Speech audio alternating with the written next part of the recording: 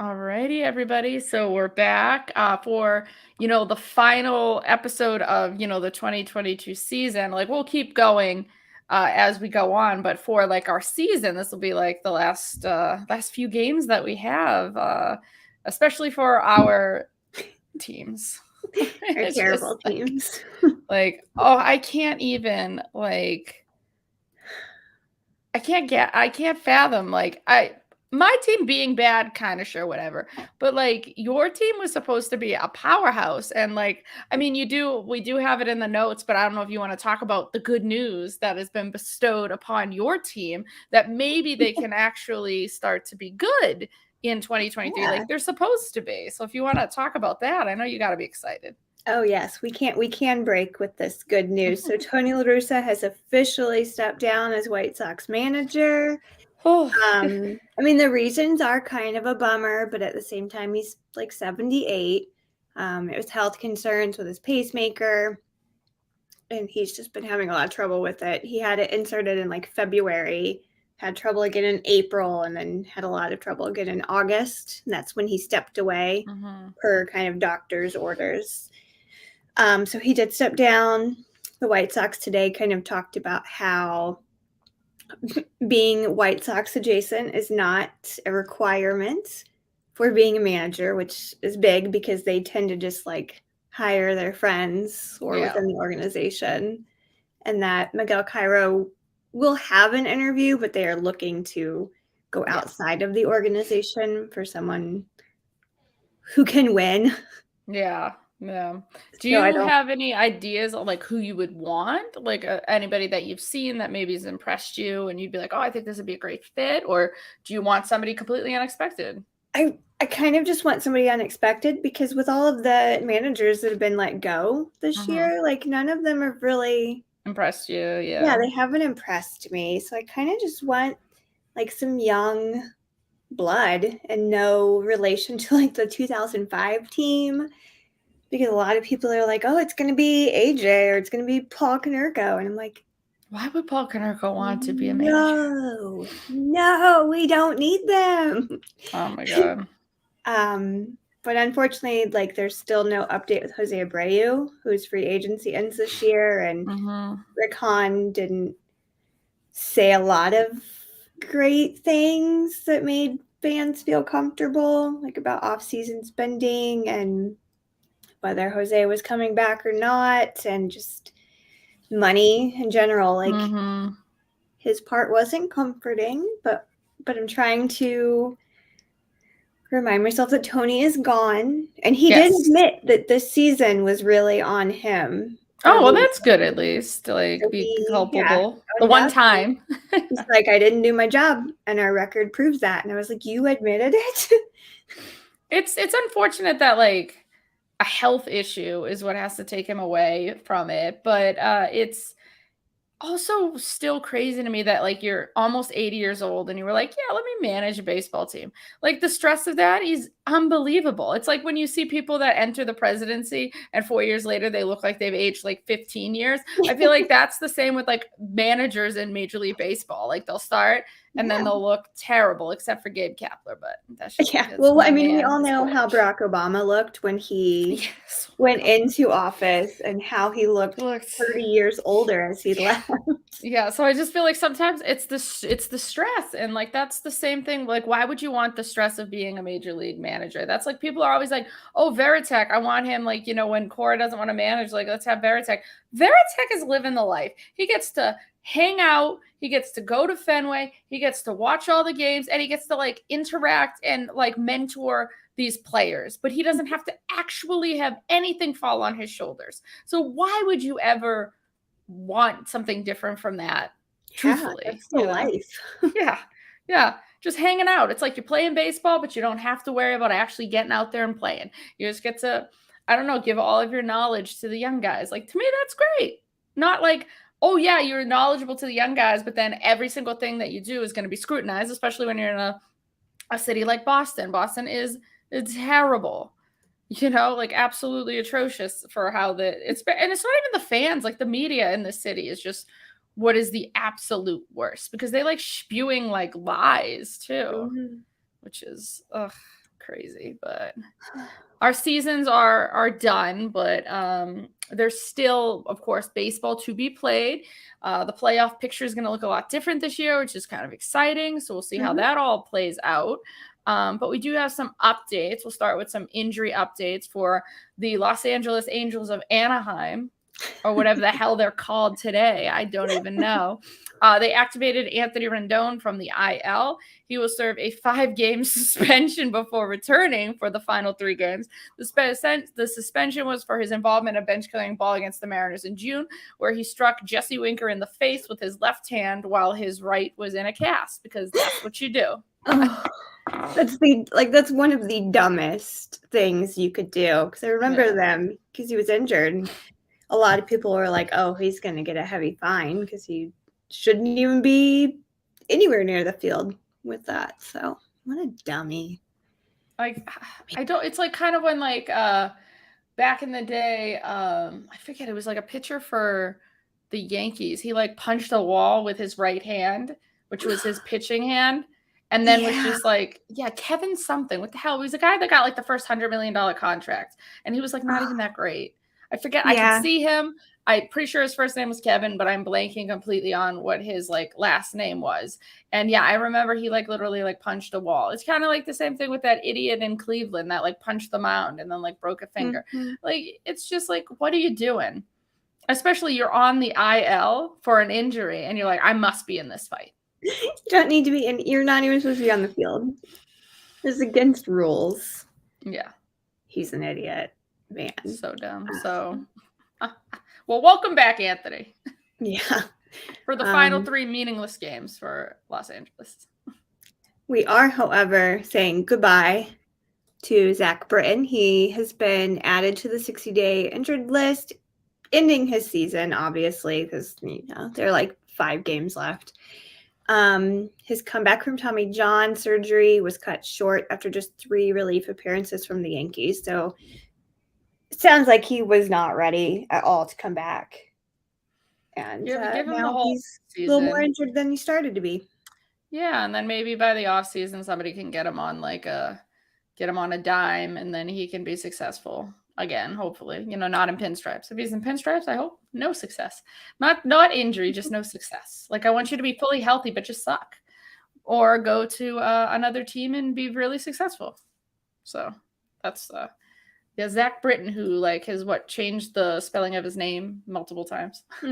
Feel like it, yeah. It's so crazy. And then good news though, but not good news because my team is facing him.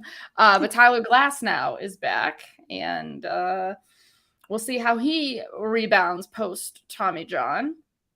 So one of the prettiest in baseball. Yes, the hair, the handsomeness. Yes, he wins like handsome award. We'll see how he does tonight pitching. Hopefully he gets lit up because it's the Reds. And my games mean nothing right now, but I still want to win. I even remember at one point I was looking to see how many games were left, and I was like, wow, if they go on like a 6-game win streak, they could finish like at 500. But no, then they have to get completely annihilated by the Blue Jays. Like, I mean, like their ass is handed to them by the Blue Jays. And that they did. As our next note is that the Blue Jays set a team record with their 16th win against the Red Sox this year, taking 16 of 19 this season. And that was the most victories by any major league team against a division opponent. I don't get it. Like, I mean, that just proves how good their lineup is and how shitty the Red Sox pitching has been for most of this season. Like, the Red Sox are going to have a massive, massive, massive overhaul for 2023. And I could not be more excited. The only person that I literally give a shit about, well, I know Kike Hernandez is here because he's re-signed. The only person outside of that I could possibly give a shit about is that third base. His name must be Rafael Devers. And outside of that, you can literally replace every single person on this fucking team, and I don't care. Like, yeah. I'm sorry. Like, it's not how I feel about the White Sox right now. It's just, there are people that I think like should still be on this team. Like, of course, like I think that Alex Verdugo, especially with the shift going away, I think he's going to actually have a monster season. I think we've only seen his floor. And if this is his floor, like, that's awesome. So it's like the ceiling is there. And I think there's a potential batting champion within that, even though it's like batting average is irrelevant. But like, it's it's still aesthetically pleasing to see someone hit 300. You're like, ooh, look at that. So I think he's a very solid player. So it's like you've got Kike like in center, you got Verdugo in left. You got to figure out who the hell is going to be playing right field. I'm really not worried that Xander Bogaerts is going anywhere, but if he wants to go somewhere, give me Trey Turner, and I'm the happiest person on planet Earth.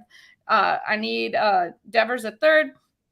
I think Tristan Casas is going to be the future at first. We at least know we've got Trevor Story at second. Like this team, if you give me like a decent right fielder, and you have to pretty much revamp your pitching, but outside of that, it's like this is pretty good. And like your boy Reese McGuire has been amazing over here, you know. And I know you love Diekman, the worst. But it's just things like that. Like I'm the kind of person that's like fine with going into like 2023 with like a McGuire and a Wong like tandem, but also I'm not going to say no to, you know, going out and like trading for Sean Murphy. There's just there's a lot of money coming off the books. There's a lot of places, like things that need to change for the Red Sox. And I'm actually really excited about what's going to happen in 2023. I think like with spending wisely, making some good trades, and actually retooling, like this could be a championship level caliber team. And I believe that, but I don't want just like the pattern that's been going on since like about 2012, where it's like, you suck, you good, you suck, you good. And then I love the people on Twitter that will fight me and be like, whoa, I don't want to be modeled after the Dodgers or the Astros or the Rays. All they have is a cheating World Series and a fake one. Show me where like, like, you know, it's like, to me, it's like, no, it's like if you count the like all of that, you count up the Astros have their cheating one, and then, you know, the fake one because it was a shortened season over in LA. So they're like, they don't even really have a real World Series and all that. And, you know, the Rays have been there, but have they won it all? I'm like, I don't know. Like a part of me, I love to win the World Series, of course. But a part of me, if I am like, if the Red Sox have done what the Houston Astros have done since 2017, I'm ecstatic. Like, I would be more ecstatic than just like, because again, the Red Sox have won one championship in that period, just like the Astros have, but the Astros have been consistently good. The Red Sox have not. Yeah. And I want consistently good teams. I want to watch that. You know, you can't win the World Series every friggin' year as much as you would love to. I just want a winning baseball team every year, you know? But there's my rant. Sorry. No, it's what we do here. It's like crazy, you know. But yeah, and the Braves might just take that NL East title after damn, the Braves are really, really good. I know. Like they're better exponentially, in my opinion, than they were last season. Yeah. No, absolutely. And that's sans Freddie Freeman, which is really crazy, but yeah, they swapped the Mets. They're making the Mets look like they're playing Little League right now. Yeah, like the Braves are a damn good team. I don't appreciate that at all. And I feel like the Braves have always sort of been my NL team in lots, just because mainly they used to be the Boston Braves. That was my grandmother's team. So I don't, but there's a part of me that like, as much as I want the Braves to win, I don't want Marcell Ozuna to have nice things. Exactly. So it was nice that he didn't get to enjoy anything last year when they won. But if they win this year, like he's a part of it. And I hate it. Not only are you an abuser, you also have gotten caught like drunk driving. So you're just clearly stupid. Yeah. And your judgment is terrible. That's what you're showing me. Not great. Speaking of great, though. Yes. Albert Pujols hit home run number 702 in his final regular season game, which I just think that's neat. Yes. Like, I'm just so happy that he's had this season that he did, because he got to 700. I didn't think he was going to do it, and I'm just so happy that he did it. I adore him. I don't care. He gets to retire on his terms. He got to 700. This is his first ballot Hall of Famer. I don't know how it's not 100%. You know, if Mariano Rivera goes in 100%, how do you look at somebody who had 700 home runs, not probably clean? Like, you can't really even say for anybody for sure, but I would say most likely clean, who was like never looked at, like he was like the 1,000th pick in the draft or whatever. He was never looked at as much of anything to then just be fourth all time on the home run list is just absolutely incredible. Yeah, he has to be a first round Hall of Famer. He's just too good. I just remember all the times as like a teen growing up being so aggravated by him because he wasn't on my team and he was there's a time I was pregnant with my first. It was May. I was about almost 8 months pregnant. And good old Albert just kept launching home runs into the bleachers, and it was like 9-2 Cardinals. It was like, well, this is miserable. I have a sunburn. I'm very pregnant. The team I was here for just lost. Because Albert Pujols is one of the best. So good. Mm-hmm. And then, of course, because the embarrassment of riches, the Dodgers are the first NL team to win 110 games since 1909 and 7th in Major League history. Because when you spend all the money and also draft and develop properly, this is what you get, Red Sox fans. And you steal Joey Gallo from the Yankees, and he blows up offensively.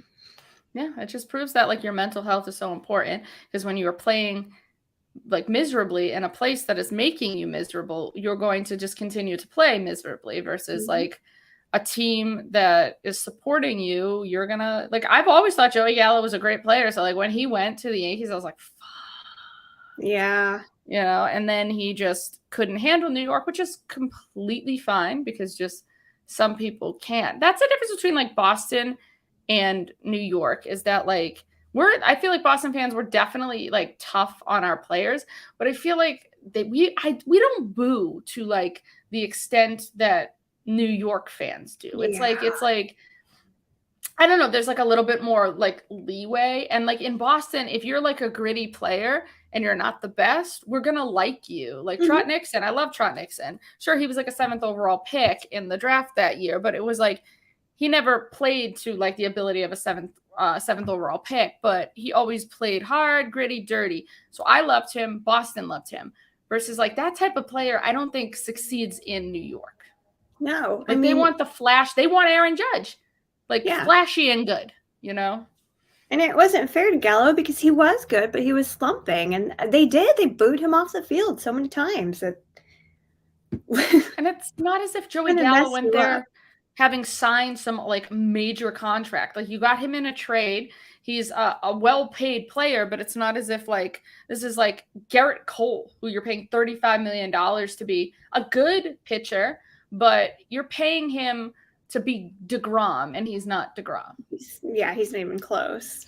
So you're just, and like somehow like they're not completely, I mean, I feel like they give him a little bit of shit too, but he just seems like, which is funny because he seems like a very sensitive person, that he's somehow succeeded in New York far better than I ever thought he would be. Like, I mean, there's this footage of him in UCLA crying after they got eliminated in the College World, like crying, like I've seen that, bawling. And so it's like clearly he's an emotional person, and it's interesting that like his emotions haven't, I don't know, been counterproductive to like what he's trying to do in New York almost. So it's interesting, really. So I'm like, I don't know. Oh well. But some Shohei news. Otani avoids arbitration with a record 1 year, $30 million. It is a $3 million above Mookie Betts when Mookie Betts got $27 million from the Red Sox, and it puts Otani in the top 10 for 2023 AAV salary. That is wild. Yeah. Like, yeah, I remember when the Red Sox gave Betts 27. He also had to actually go to arbitration to fight for that because the Red Sox clearly have never valued Mookie Betts the way that he always thought he wanted to be valued. Even though I think when somebody offers you $300 million, you're still being valued well enough. But that's also just, I digress on that entire point. But 30, like shit. Yeah. That's so much. Like, that's unfathomable. If I'm Aaron Judge, I'm going, oh, I'm getting so much money. And then there'll be people to be like, but can Aaron Judge pitch? I don't know. But We've said it before. We think that Otani is a better hitter than pitcher anyway. Oh, absolutely. Absolutely. Like he's a fine pitcher. Yeah. I think if it was like you get to a point where you have to give up one or the other, you give up pitching. Because I think if he gave up pitching, he might even be Aaron Judge level. Like if he just solely focused 100% on hitting, like I think he's better than what he is. So it's incredible that he's as good at hitting while he also has to focus on pitching. So like it's like not taking anything away from Shohei Otani and what he does by saying that I think Aaron Judge should win MVP. And this is coming from a diehard Red Sox fan. You know? Speaking of Aaron Judge, he finally hit number 61. And this was kind of cool that he did hit 61 on the 61st anniversary of Maris doing that exact same feat. And it was nice that his mom was there and then Maris Jr. was there. Like, it was nice, whatever. And then there's all this talk about he's the only like true champion because he's the clean champion. God, just shut up. Like, I'm sorry. It was more fun in baseball with roided up Mark McGwire and Sammy Sosa. Yeah, it's like I love the people that are tweeting that are being like, "Oh, why are we stopping our game and like breaking in with Aaron Judge who's like hit the 7th most home runs of all time?" I'm like, "You could think what you want right now, people, but hitting 61, he has tied the American League record for most home runs in a single season. That is history." And when he hits 62, which, I mean, who the hell knows? What if he doesn't? They keep walking him. He might not. It's crazy. It's crazy. And yes, like, granted, so you can also say, once again, there's always the shadow of the doubt because Barry Bonds never tested positive for anything. It's clearly obvious when your head explodes and your shoe size goes up that you are taking something to help your game. So do I think that Barry Bonds would be a first ballot Hall of Famer without steroids? Unequivocally. Do I think he's the home run champion of all time without them? No. Like, no. So it's like you can't steroids won't ever give you Barry Bonds' plate discipline because it was impeccable and he was on a Hall of Fame track pre-going to San Francisco and Balco and all of that. I firmly believe that. But I also firmly believe he probably doesn't break, 755, like things like that. Which who gives a shit if you do or you don't? It's just like you were a Hall of Fame player that probably shot yourself in the foot by taking these illegal substances. But at the same time, the pitchers that were throwing to Barry Bonds were also cheating. So in essence, it's a level playing field at that time when steroids were as rampant as they were. So I don't know. It's just kind of like a juiced baseball. What's incredible is like everybody's talking about how these baseballs are the opposite of juiced. Like they were super juiced in like 2020. So what Aaron Judge is doing without juiced baseballs is incredible. Imagine if he had juiced baseballs, he could be hitting 74. Like you don't know. And again, it's saying, well, like, are we going to say, well, an asterisk because he hit it in juiced ball era? Like, so it's like no matter what, there's almost some form of an advantage to this game. Yeah. Or a disadvantage, And so, yeah, we'll see. He has like 3 more games to try to do it. Yeah. And then the Phillies have jumped ahead of the Brewers even after splitting a doubleheader with the Nationals. The Phillies are fine. The Phillies are not going to win anything. No. But it's cool. Like, good for you. The Brewers were also a fine team. That's why I look at these guys are fine. They're playoff round exit. Yeah, and it's fine. You did your thing. Your team's good enough. You got there, but yeah, you're not gonna. Are you gonna beat the Braves? No. You're gonna beat the Mets? No. Are you gonna beat the Dodgers? Hell no. And I know shit happens. People get hot, but those teams are just so much better than you. Yeah. That it's just. I'm sorry. Like even when the Braves last year played like shit and then had a great second half and then got hot, they were still a better constructed team than the Brewers and or Phillies are at this point. Yeah. That's how I look at it, at least. No, totally. So let's go over some clinches that have Mm. happened recently. Your fave, the Yankees, have clinched the American League East for the 20th time in franchise history.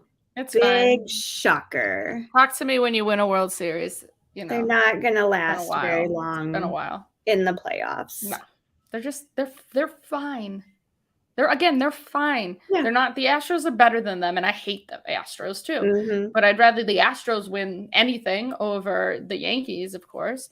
But yeah, I don't know. I mean, it's like Yankee fans, come talk to me. It's like, when's the last time you remember? Like, I remember some guy came on one of my tours that I gave, and he had like a Yankee cap on, and I was like, oh my god, are you a Yankee fan? And he's like, yes, I am. I was like, I'm a Red Sox fan, and he's like, oh. And I said, oh, I know it's tough to like win things. Yeah. And he was like, and then he did the whole, well, 27. I said, how old were you? Like, how old are you, sir? Like, did you remember those ones from the 1920s? Man, that Murderer's Row in 29. What a thing to behold. And he like did not know what to do. And I was just like, yeah. You maybe remember the 90s when they were fantastic. That's great. But literally 2009, like that is the last time you won anything. Like, so I don't know. Every luck to you, but not every luck. Best of luck. Warmest regards, Yankees fans. And then the Cardinals win the NL Central for the 5th time in 10 years because they just consistently are great. That's the thing. The Cardinals are consistently great. I would love to just have people like, that's the thing. Like, people will fight you on Twitter being like, yes, but 4 World Series wins, that's the most in like since like, the year 2000 for this. Like the Red Sox, yes, but they also suck balls for a lot of times too, like so hard. Like I've lived through 2012, I lived through 2011. Like I just lived through terrible Red Sox teams too. And the Cardinals have won like 2 World Series championships. So they've won 2 less than like what the Red Sox have won in like that time frame, but have also been a consistently good team. Yeah. So a part of me is like, I don't know, man. I just want to be consistently good. Like I hate watching this team in last place. And it's happened. I think we've been in last place more than we've won frigging championships since like, the year 2000. So it's like also, I don't know. I just want a consistently good team. I really do. That is all I ask for. I want to watch winning baseball. I think the Cardinals could do some. I think they could do some damage. I want to see. Obviously, I want to see playoff pool holes. That's tough to say together.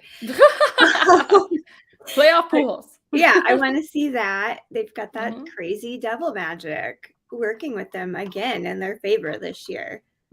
So I'd love to see them have a deep playoff run. Yeah, absolutely, for sure. They're a good team.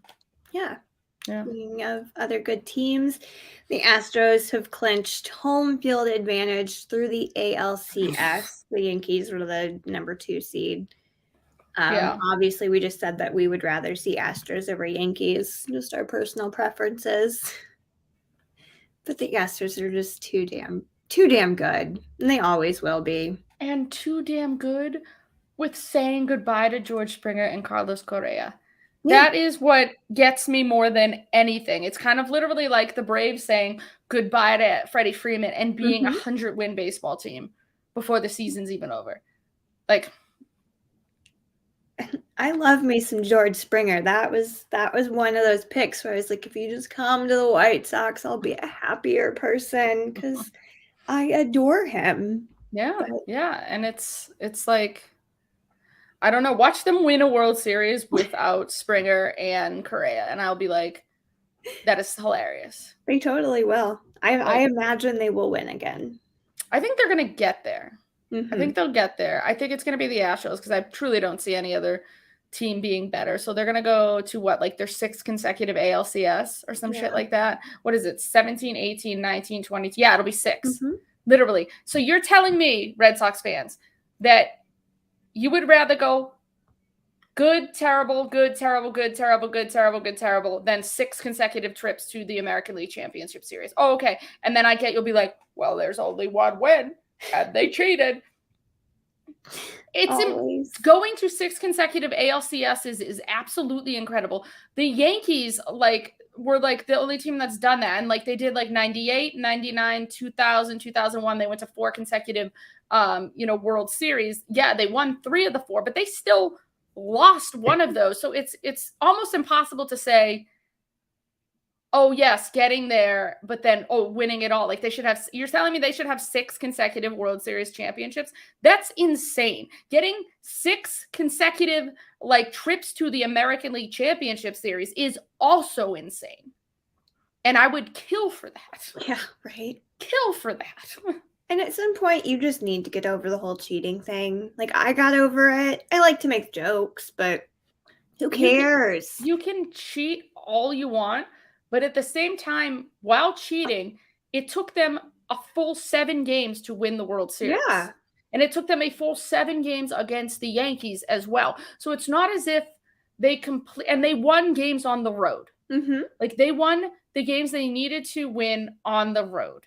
So you can talk all about it, but you also have to look at that Astros team and you tell me that that was not a well-constructed, put-together team. That was an incredibly well-put-together team. I think the only people that are still bitching, truthfully, to this day are butthurt Yankees and Dodgers fans. And I could say as a Red Sox fan, I could also be butthurt too because they annihilated my team in the DS. Who's to say, what if they were cheating? Who knows if the Red Sox can beat them in the DS and then get to the World? Like, I don't know, and I don't care. Yeah. Because it is what it is. They cheated. Everybody cheats. The Red Sox were cheating in 2018 a little bit. They were proved that they couldn't do what they were doing in the playoffs, and they still were amazing in the playoffs.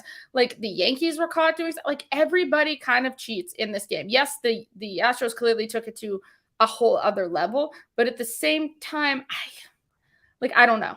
I remember that they were interviewing Kenny Lofton, and they had asked him – like how he felt about the scandal. And he says, well, with that scandal, it was telling you what pitch is coming. He's like, you could still tell me, like Pedro Martinez could come up to me and say, like, I'm going to throw you a curveball, and I still couldn't hit it because of how good it was. But he says, if I know location, he's like, I'm going to be able to hit that better. So he said, in his opinion, he didn't think that necessarily knowing what was coming was truly an advantage to them, rather than like, if I could find out like, it's going to be a fastball, but it's going to be like right down the dick, or it's going to be like high and in, and then I can smash it out.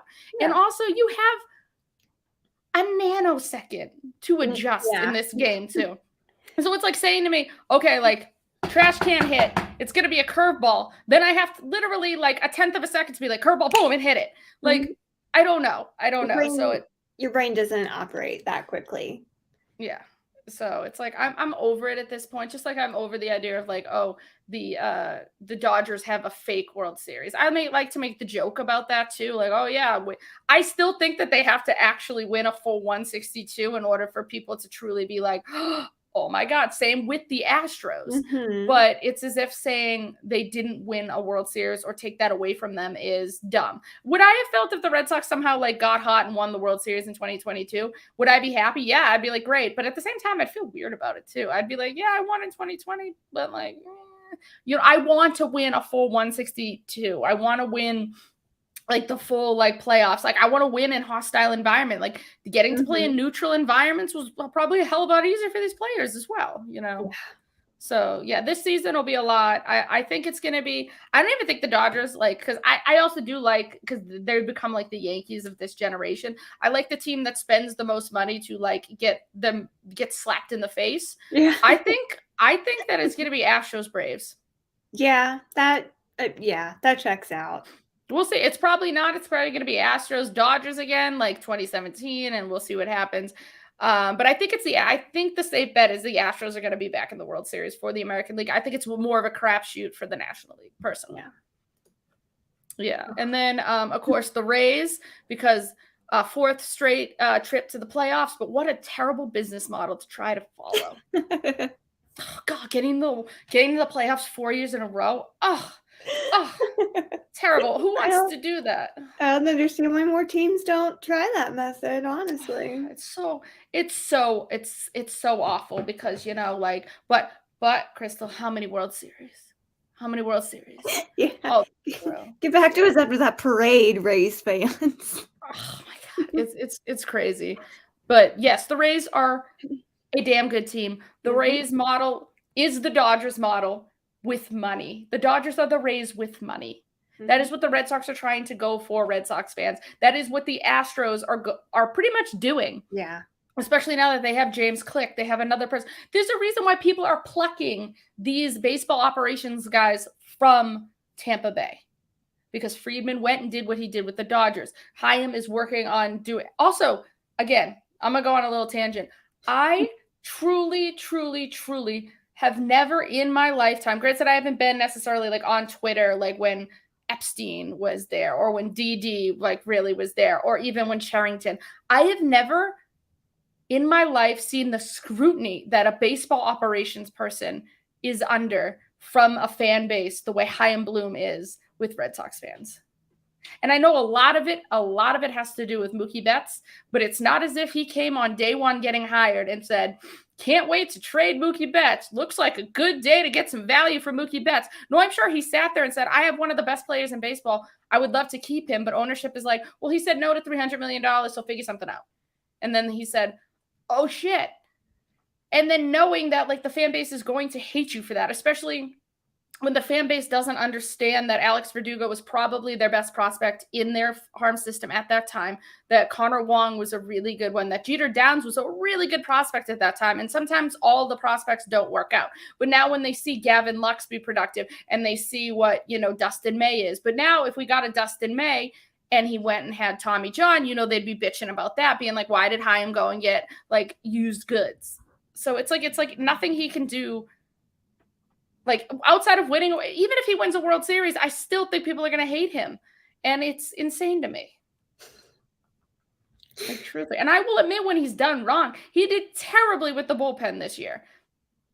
Absolutely atrocious with the bullpen. And he didn't there was time to fix and he didn't fix. But like some of the things that people get mad at him for, I don't understand. Like he needs to revamp the shit out of this bullpen.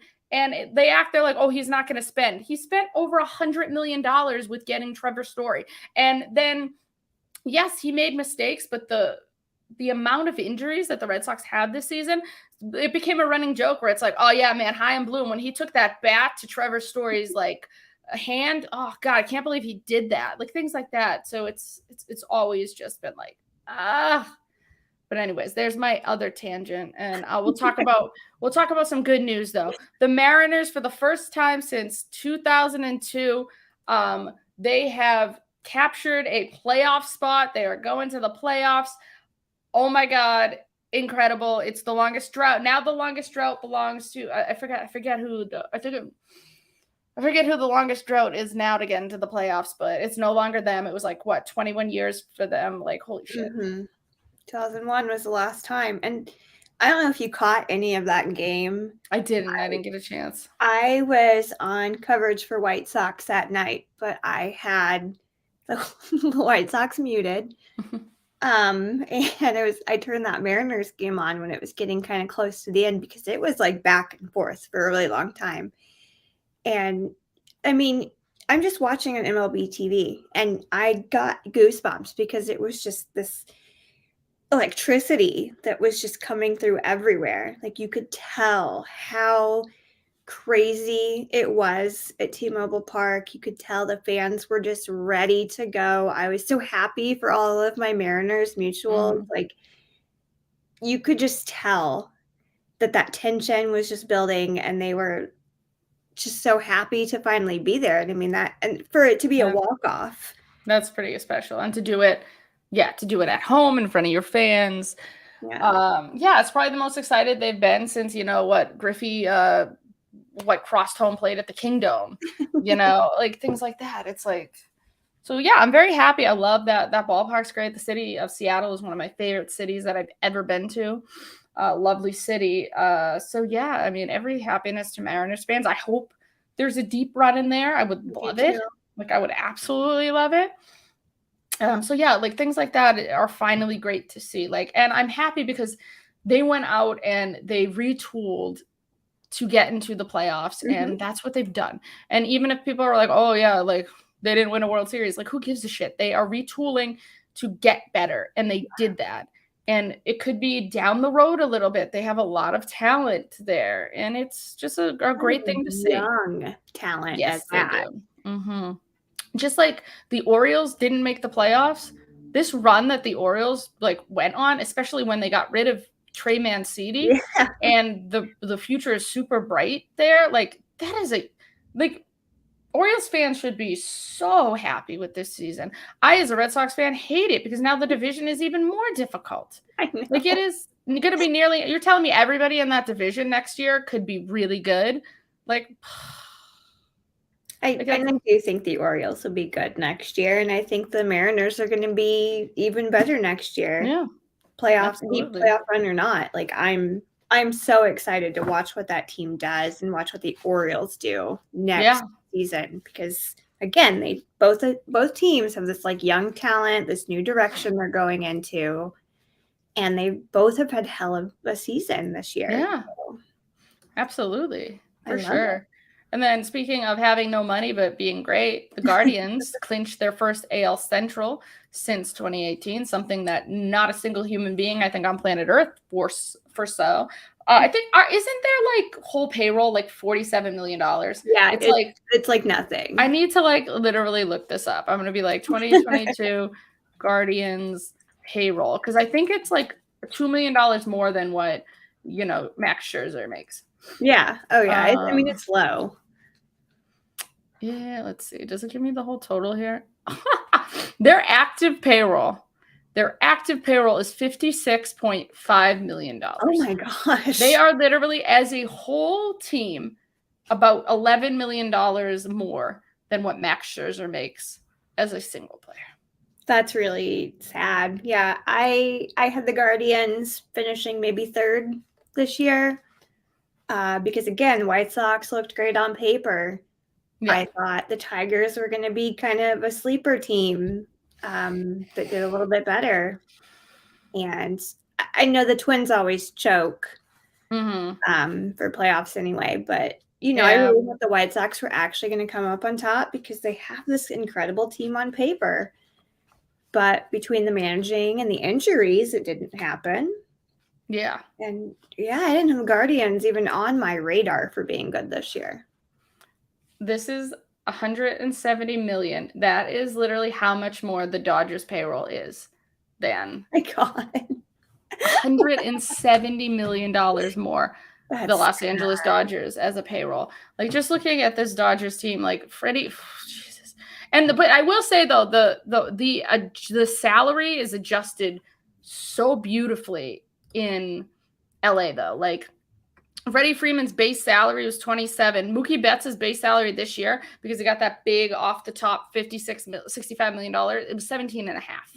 So like that's where Friedman comes in being a genius. Yes, it is a 226, like over $200 million payroll, but at the same time, it's constructed well that you can have all these good players because you've figured out the AAV really well. Whereas like if you look at the Yankees, their AAVs are like not nearly as good as like these are. Like they have, I think a big reason they're not going to be able to hold on to Aaron Judge, or they have to figure out what they're going to do with some of these other players. Is you're looking right here, literally Garrett Cole is $36 million. Giancarlo Stanton is 29. Donaldson has 21. Judge has 19, but that Judge is that's going to be $35 million. So you're telling me you're going to carry Garrett Cole at 36. You're going to carry him at 35, and then you're going to carry Giancarlo Stanton. Let's even see if Stanton, if he goes up money-wise next season. Yeah, no. So he's making 32 next year. So you're telling me you're going to have three people making $30+ million on your team? I don't foresee that happening for them. Like that's a big have that money. Like that's crazy. Like absolutely crazy looking at this. Like right now, their active payroll for next year is already at $150. And that's without having it. So like, let's see.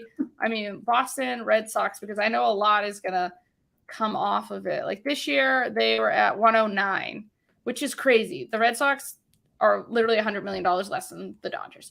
And of course you have $100 million payroll. You should be better than this, but like that's another thing.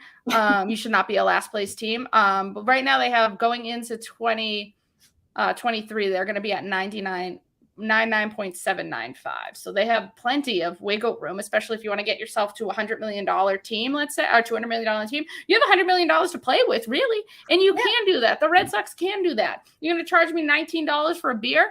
Yeah, you better. You better like be able to give me a $200 million team out there. Absolutely. Yeah. For sure. Move on to some some of the people that have been eliminated since last time we met.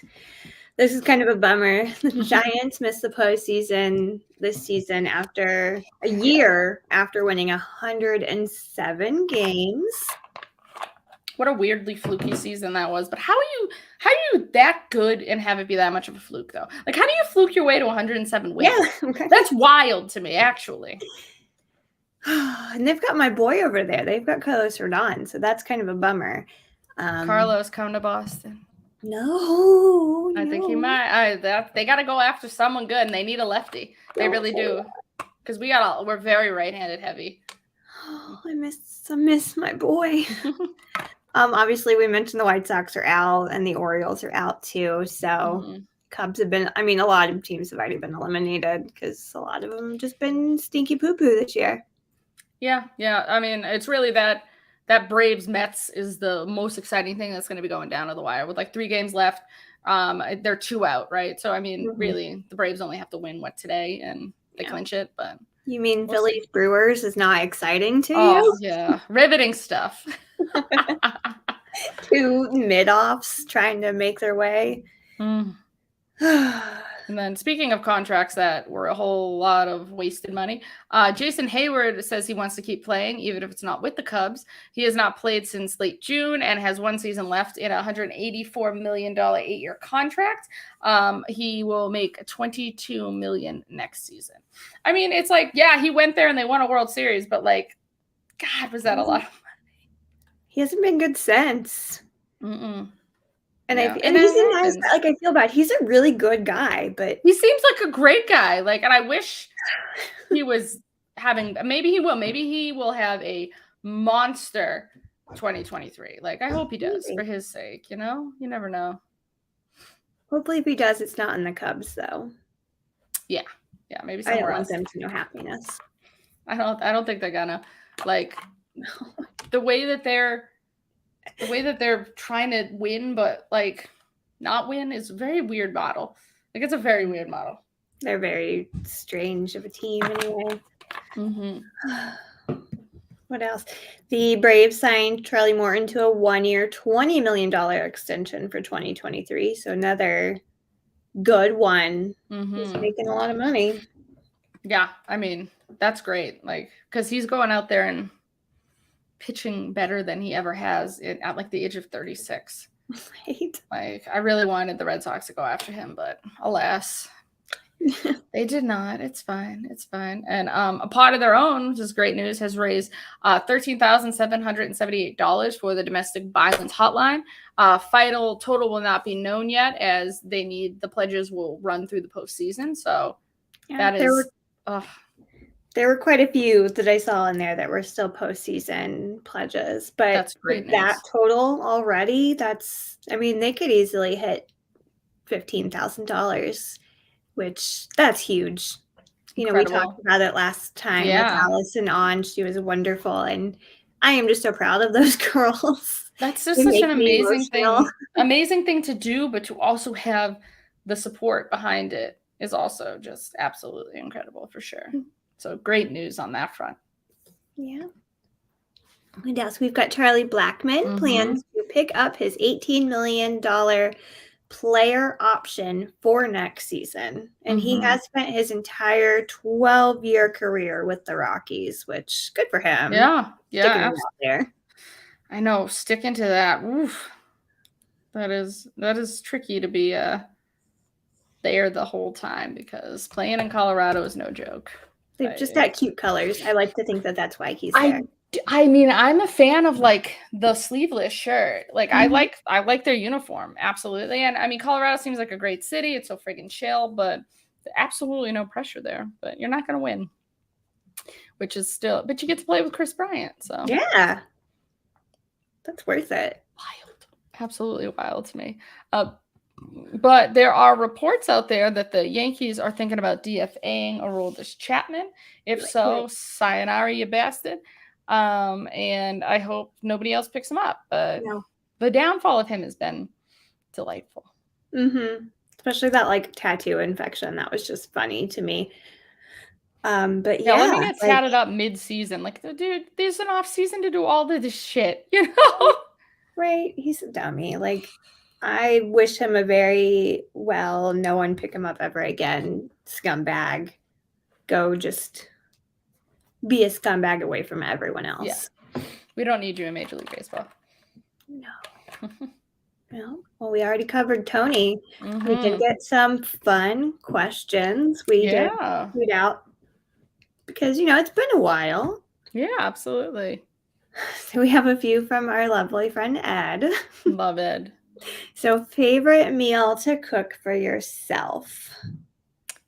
Ooh. See, that's the thing is like I don't like cooking for myself because I try to cook healthy for myself because I'm like more of a like I like to cook for people, like a big group. Like I had Yeah. people over my house on Saturday and I made pasticcio, which is pretty Oh, much like a Greek lasagna. yeah. Came out really good and like that was fun to do that. But if it's just like me for myself, I don't know, probably like it's gonna sound gross, but like mac and cheese.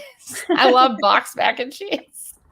There's no issue with It's that. delicious. It's delicious. I'm not a gourmand over here for myself, at least. I do like to play around and cook for friends, but for myself, I don't know, just a quick box of mac and cheese. I'm the same. When it comes to cooking for myself, my favorite thing is a bowl of cereal or some popcorn. Something simple. Something Yeah. simple. But I do love to cook I've got 2 kids Right? and a husband that I'm Yeah. cooking for. And usually it's some kind of pasta dish, some kind of lasagna, some kind of chicken parmesan, like something to that effect. Sounds good. Although now I have to be gluten-free. What I Oh, found, I went to Whole Foods. It was a whole new world for me. I found like a substitute for lasagna. I found all of the different noodles I needed. I found that's pizza good. crust because I also love to make homemade pizza. So Homemade pizza is great too. I found all of these. So I'm excited to like get back into that. That sounds fun. So that's that one. And then Ed also wants to know favorite professional athlete that isn't a baseball player. Do you have one? I mean, I feel like because of who I am, I need to say Michael Jordan.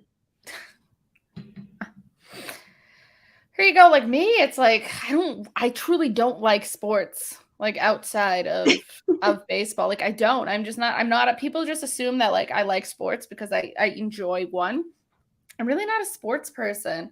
But if I was to like pick one, God, I don't know. I don't know, maybe like Jason Tatum or like I don't know cuz like he's young and Yeah. is exciting or I don't even know.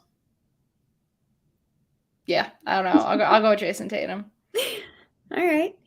By the way, Ed asked quite a few questions. Yes, Ed did. Ed is So the plethora of them.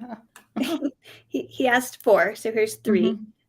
Favorite sport that isn't one of the big 5, and he said MLB, NBA, NFL, NHL, soccer. I don't even watch soccer, so that's not an issue. But one that's not one of them though, like a random sport? Yeah. Like a random sport out there. I don't know. I'd probably I like watching gymnastics, like when it's in the Olympics.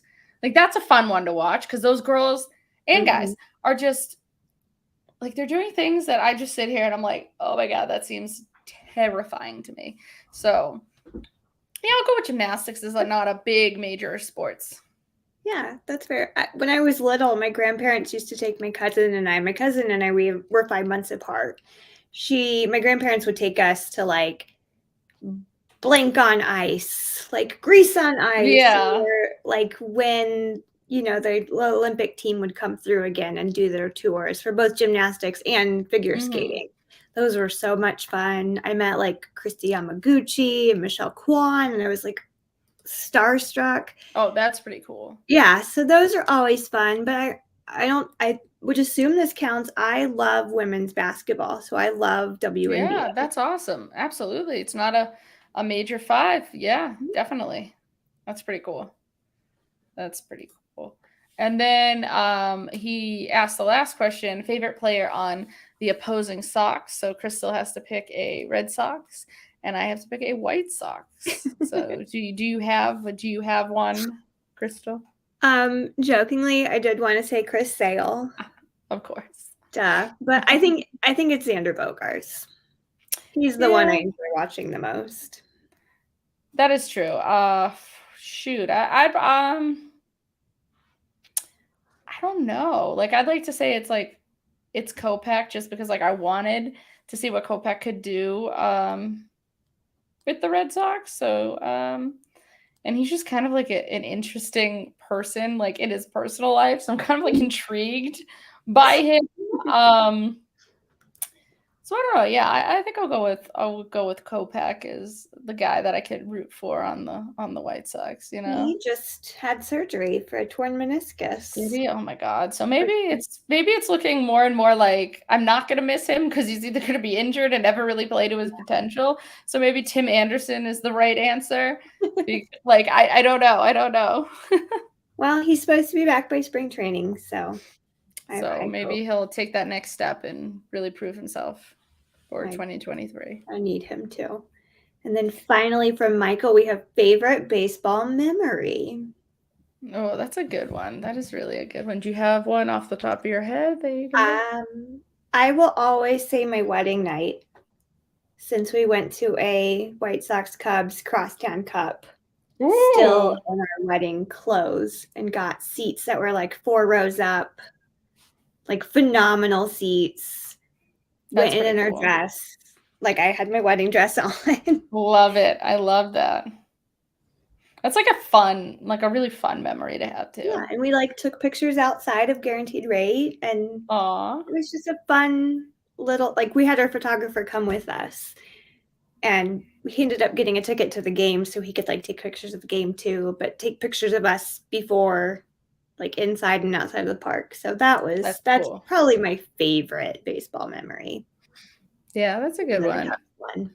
Yeah, I would probably say watching the Red Sox win in 2004 with my mom was probably a good one, because we were sitting on the couch, and it was like obviously the first time either of us had seen them, but just how more emotional it was for her, just because like her mom was a big fan and she never got to see him. So just like the memories of like all of the people that she loved that, you know, she had lost, and like it was like a lot of more emotional. It wasn't just seeing like your favorite team win. It was truly like the cemetery the next day was decked out for like so many gravestones, like our my family included. And it's just like that's what like the impact of 2004 meant on, you know, so many people, and it was just an incredible feeling. I remembered that being a big thing when the Cubs won that World Series, because they showed pictures of Harry Carey's grave, and it was just baskets on baskets of apples and flowers and just like little Cubs mementos just at his grave, because they knew that was all he wanted. And I thought that was really special as someone who grew up with Harry Carey on both ends of Chicago for the longest time, you know, and just somebody who still loved him no matter what, you know, aside from the creepy hologram. But so that was one of those things where you talk about the funerals being decked out, and that was something I saw, like the place where my grandma is buried. They had a lot of Cubs stuff after they won. So I always just found that to be sweet, that even in the afterlife, you're still celebrating this team with your family. Yeah, because that's when people just say, oh, it's only a game. These are people that don't understand that there is emotion invested in these teams. And the perfect example is like, I love to watch baseball in general, of course, because I do love the sport. But like I went to a Dodgers game with some people that I work with, my coworkers, their family has season tickets, and they're like, hey, do you want to go to Dodgers game? I was like, yeah, hell yeah, I love baseball. So I'm sitting there and I'm not caring about the outcome of the game. So I'm enjoying my like Dodger dog. I'm enjoying the free beer that I got because the guy forgot to bring it in. Saved me like $19, because Dodger Stadium might be the biggest ripoff of any stadium I've ever been to. Because like I thought Fenway was a ripoff, and I just went. Granted, it's been a few years since I've been to Fenway, so like this was pre-COVID, so post-COVID, like the beers could be $19 at Fenway now too, but they are literally $19 at Dodger Stadium. And it's like, oh, you get a souvenir cup. Woo, whoop-de-doo. And the best though, speaking of souvenirs, the people that get like the souvenir like helmets full of like nachos, they like spend all that money and they just leave them there. I stole like 6 of them on my way out. And I just cleaned them. Go rinse it off in the bathroom. Exactly. Just cleaned it out. Put it in, got home, put it in like the wash machine, and now I have like shitloads of hats. I have Angels ones, I have Dodgers ones. Like, I don't know why you're wasting it, but anyways, I'm not even sure where I was going with all that. Honestly, I'm not even sure. I felt like I just got on like a tangent, or more just like how much baseball can mean to you when your team is actually like, and how being invested just changes your outcome. Like, I didn't care if the Dodgers won. I didn't care if they got beaten that night. Like, I did not care. I was just there for the environment of being at, Dodger Stadium. Versus like, if they were playing the Red Sox, I would have been on edge and I would have been miserable company because I would have been pissed if they weren't winning, Yeah, that's when I went to Detroit, like I knew the White Sox were done and the Tigers were done. Like the Tigers had already been eliminated. The White Sox were right there about to be eliminated, but I was able to enjoy that time with my friends that were there. I had a lot of people that I was meeting for the first time that I've known from Twitter for 2-3 years now because of COVID. So I was like able to enjoy my time with them. I was able to enjoy my time with my husband and kids. They got to ride the merry-go-round. It's all tigers, which I think is really cute. That's cute. And, we got to go rock around and see like the Miggy stuff. And it's one of those things where you can just finally enjoy it, even if your team's not going to do anything. But yeah, it is fun. It's a whole family event sometimes. Yeah, absolutely. So, so that's the recap on the 2022 season. I mean, we'll do like a full recap. We'll keep doing stuff, throughout the off season as well, because, hopefully our teams are going to actually improve and we can be excited and see where just guys end up. But it was a terrible, like your season was bad, but my season was god awful. It was some of the worst played baseball I've ever seen. There, of course, were some good spots, but at the same time, the good did not outweigh the bad. No, my team was just riddled with injury. Same. Every single week, I felt like it was a new so-and-so has been put on the injured list. And between that and Tony being in there and admitting that he did not do a good job this year, it sucked. And it really sucks when you cover that team like several times a week for 162 games. Yeah. And just watching the suck. Yeah. It's tough, but the off season's coming. Yes, on to 2023. May good things be for our teams. But yeah, so we'll catch you again soon, and we will be heading off. So thank you, everybody, once again for listening. And bye.